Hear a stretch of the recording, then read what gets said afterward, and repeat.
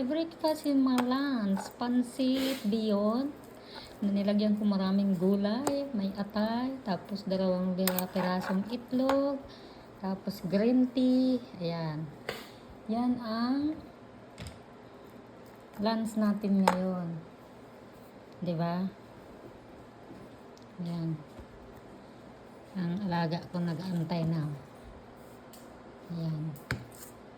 Yan ang lunch natin for today, Webes.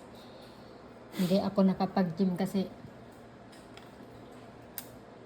2 oras ako naglinis.